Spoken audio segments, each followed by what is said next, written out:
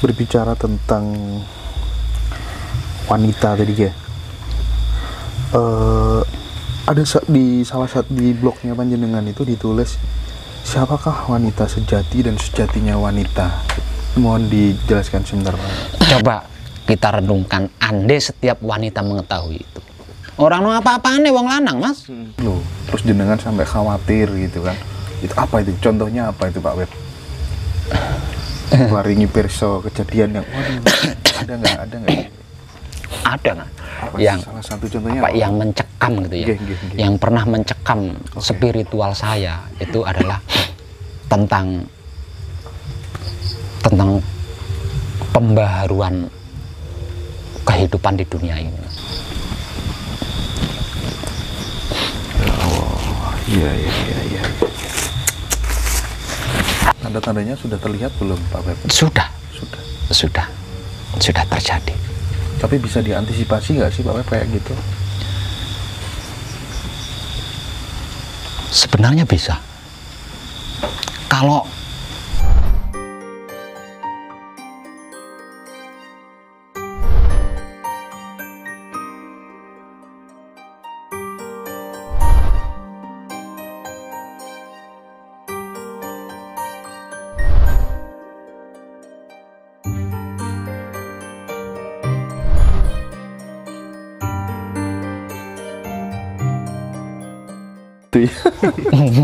Oke, di usia yang ke-62 tahun ini, bagaimana Pak Web memandang hakikat kehidupan itu?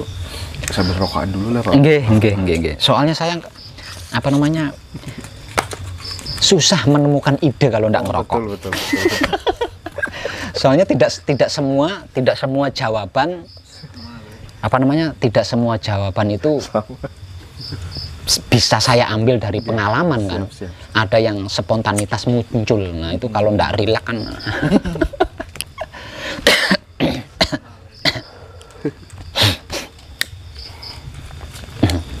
Ya, kembali ke pertanyaan saya tadi.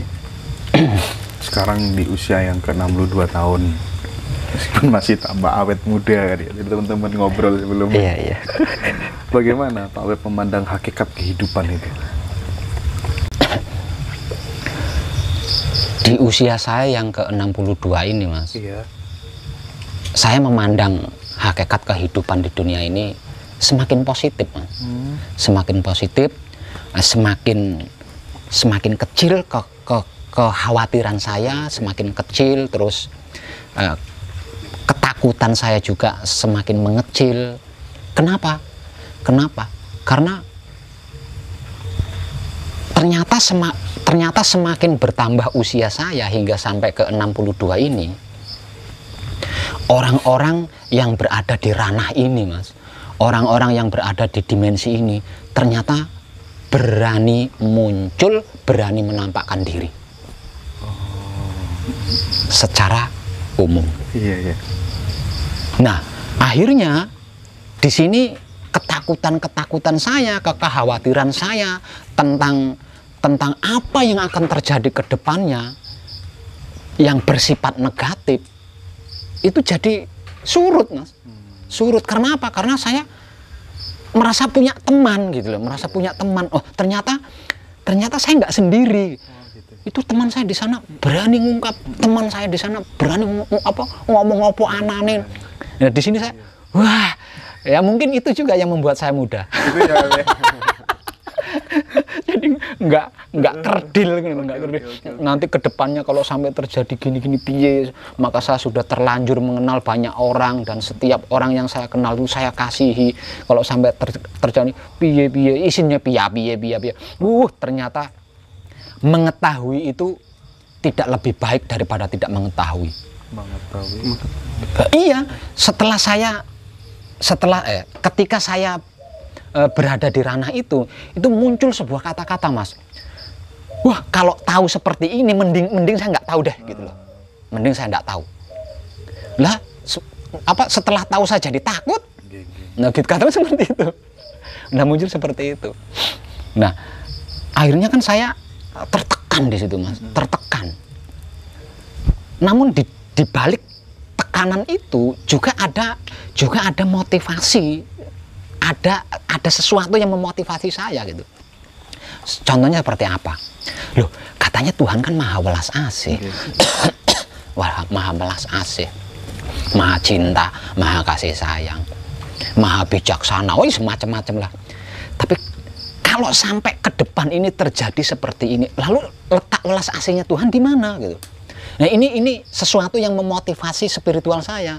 Akhirnya saya tidak merasa cukup di situ. Nah, dengan motivasi-motivasi yang muncul secara otomatis tentang kegaiban Tuhan, katakanlah, itu membuat saya semakin nggak pernah merasa lulus dalam belajar, Mas. Jadi saya sama dengan yang lainnya, nggak pernah lulus. Saya nggak pernah mengalami lulus di sini. Karena apa? Karena di setiap saatnya selalu muncul ide-ide spiritual seperti itu tadi. Satu misal contoh, saya di suatu tempat bertemu dengan seseorang seperti ini. Itu saya kembalikan ke Tuhan. Loh, Tuhan kan maha bla bla bla bla. Kenapa orang itu bla bla bla bla? Nah, ini saya kaji. Oh, ternyata maksud Tuhan seperti ini. Iya. Bicara tentang kegaiban Tuhan, pernah nggak sih mendapat bocoran ya, informasi dari dalam diri barangkali, oh mau ada ini loh, terus jenengan sampai khawatir gitu kan? Itu apa itu? Contohnya apa itu Pak Web? Waringi perso kejadian yang ada nggak? Ada nggak? Yang salah satu contohnya apa? Yang mencekam gitu ya? Yang pernah mencekam spiritual saya itu adalah tentang pembaharuan kehidupan di dunia ini.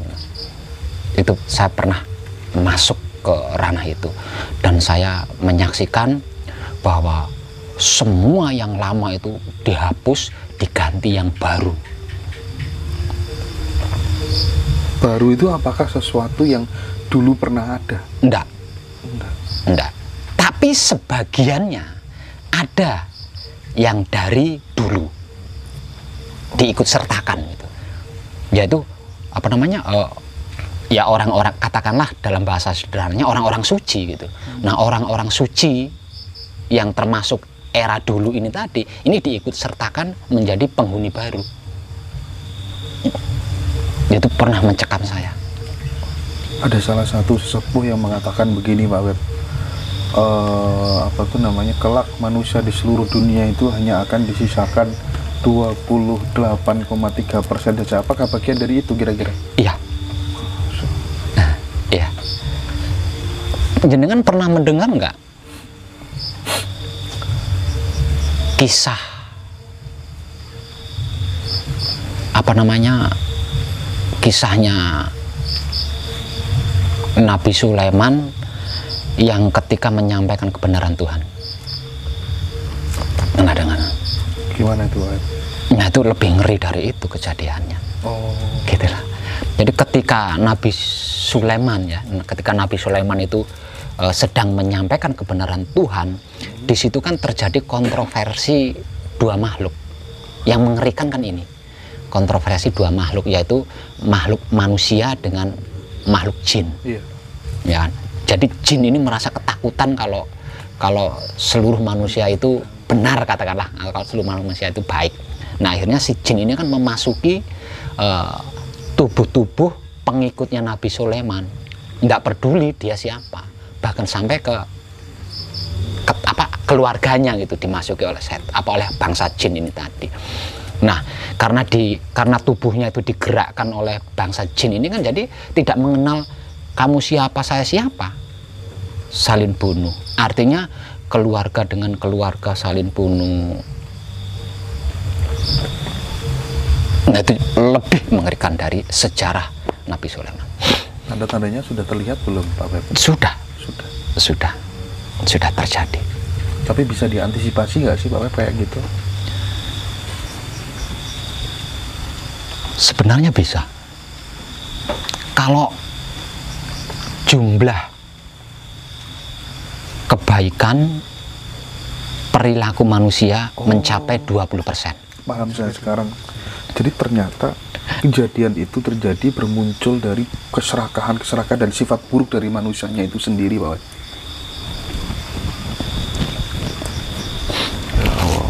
Iya, iya, iya, iya.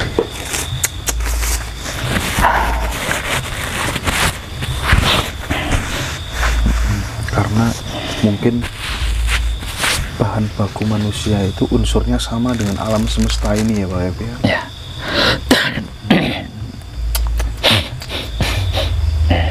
Oke, oke Pak Epi. Yang menjadi alasan mirip dengan alasan pecahnya perang Baratayuda. Namun pecahnya perang Baratayuda itu kan yang menjadi permasalahan paling menonjol itu kan harga diri seorang perempuan. Yang paling menonjol kan itu, ya kan? Yang di kisahnya itu. Ya, nah itu. Tapi kalau ini enggak. Bukan ya? Enggak, bukan perkara itu. Oke, oke. Berbicara tentang wanita tadi ya. Ada di salah satu di blognya Panjenengan itu ditulis, siapakah wanita sejati dan sejatinya wanita? Mohon dijelaskan sebentar Pak.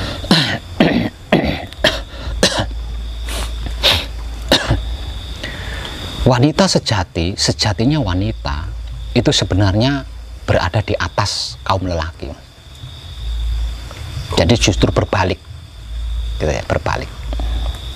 Nah, mayoritas pada umumnya kita sekarang itu kan meninggikan kasta kaum lelaki kan, katakanlah seperti itu, meninggikan kasta kaum lelaki. Iya, iya, iya.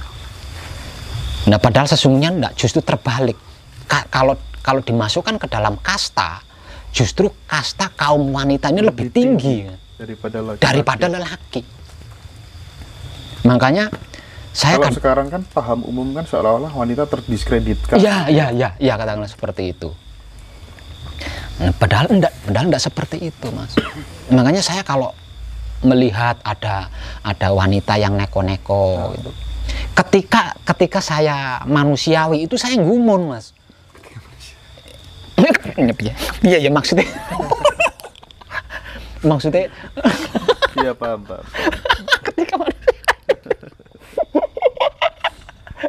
Maksudnya ketika kemomoran, Mas. Ketika image-nya muncul. Itu saya heran kalau melihat ada seorang wanita itu neko-neko, Mas. Berarti wanita ini belum tahu identitas jati dirinya yang sesungguhnya.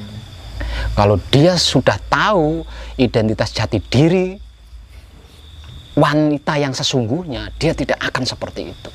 Karena apa? Karena ratu gitu loh. Katakanlah seperti itu, karena ratu, wanita kan ratu. Nah, kalau dimasukkan ke ke dimensi manusiawi, ratu itu kan lebih tinggi dari raja, Mas. Ratu itu lebih tinggi dari raja. Ada, Mas, ada hiburan ya, ada hiburan mirip-mirip tapi tidak sama persis. Cuma mirip tok dengan apa yang saya katakan ini. Apa itu hiburannya?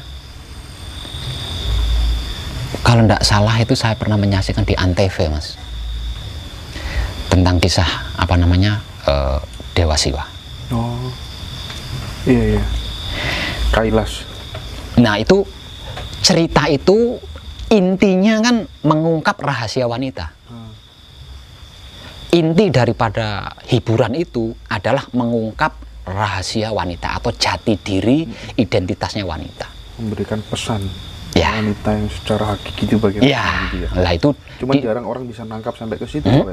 Nah itu diilustrasikan kan sebagai Mahakali itu tadi. Nah, kalau di hiburan itu, dari sekian banyak pemain di dalam hiburan itu, siapa yang tertinggi? Kan Mahakali, Mas. Nah, Mahakali itu apa? Wanita kan. Aslinya mengungkap identitas jati dirinya wanita. Hiburan itu. Itu mirip. Coba kita renungkan, andai setiap wanita mengetahui itu. Orang apa-apane wong lanang, Mas. Mahadewa kurang opo kayak kan? Kalau di dalam sejarah Mahadewa kurang opo. Lah jebule Mahadewa itu bagian dari ilmunya Mahakali kan? Nah, artinya orang apa-apa nih. Mudah-mudahan disaksikan banyak wanita-wanita. Ah, itu dia. Iya.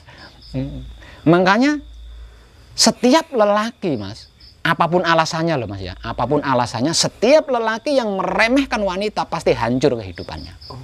Tapi kan orang jarang yang mampu menangkap ke situ. Kok iya Pak Web ya? Iya, Banyak pasti, contohnya ya. pasti. Karena apa? Karena sesungguhnya wanita yang barusan kita ungkap itu. Ini enggak peduli itu wanitanya yang kejam atau wanitanya jahat loh, enggak peduli loh Mas. Nggak peduli. Enggak peduli. Hukum alam kan elek ning ngono Mas, orang peduli gitu. Makanya hati-hati menghadapi alam. Alam itu enggak peduli wis pokoknya. Hati-hati sama wanita. Nah, hati-hati saya. Kalau bahasa saya kan alam. Nah,